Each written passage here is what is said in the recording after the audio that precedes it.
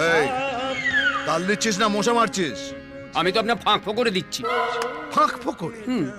আল্লাহ রাখা তোকে দেখলে না পিঠে ছাল ছাড়িয়ে নিত। এই শোন, সুর হলো মাতার আর তাল হলো পিতা, আর যারা বেতালা তারা অনাথ। এই দেখ কে এলো। বাড়িতে কেউ নেই বলে বলে অভ্যেস হয়ে গেছে। না যাই। কাকে চাই? আপনি কে ভাই? বলে যা। আমি কে? হর্ষবর্ধন বাড়ুচে আমার বাবু। আরে ইনি কে? গিনিমা। আমি মিসেস ব্যানার্জি। ও, তাহলে আপনি টাইটেলটা বদলান। না জানেন দাদা, আমি বৌদিকে ওয়াইল্ড ফরেস্টের মেম্বার করে দিয়েছি। ফরেস্টের মেয়র করে দিয়েছেন? না ওটা একটা ক্লাব, সোশ্যাল ক্লাব। এখানকার মেয়েরা যা যা করে তাই করতে হবে না? মেয়েরা এখানে সারাদিন শুধু হেসেল সামলায় না, অনেক সোশ্যাল ওয়ার্ক করে। আর আশ্চর্যের কথা কি জানেন, গিয়ে দেখি ওখানে তো বৌদিকে সবাই আগে থেকেই চেনে। কি দুর্ভাগ্য আমার, আমি শুধু চিনতে পারলাম না।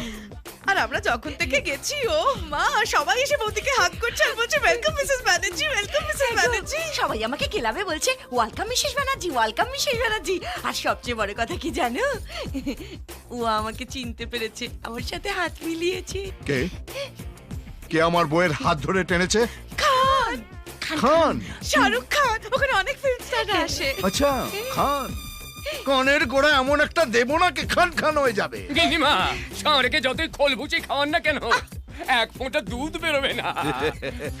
এই মধু, হ্যাঁ, অসময়ে রিটায়ার হতে কত টাকা নিবি? ওই তো এই মুখ ফসকে বেরিয়ে গেছে বাবু। গিলে নে, এখানে অন্য ডায়লগ আসবে।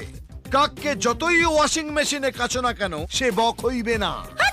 যাই, আমি ফ্রেশ হয়ে আসি। আমাকে ড্যান্স ক্লাসে যেতে হবে না? Dance class? আরে এই বয়সে তাথই তাথই করলে কোমরের নাট বল্টু ঢিলে হয়ে যাবে। মরণ। মধু, বাবু, যুদ্ধ আর বিয়েতে কি তফাৎ? কি তফাৎ? যুদ্ধে শত্রুর ক্যাম্পটা আলাদা হয়, আর বিয়েতে শত্রুর সঙ্গে এক ঘরে বাস করতে হয়। শুক্রিয়া শুক্রিয়া।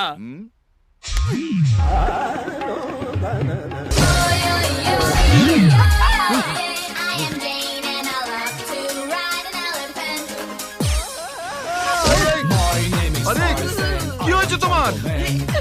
মির্গি রোগ হয়েছে না আরশোলা ঢুকে গেছে?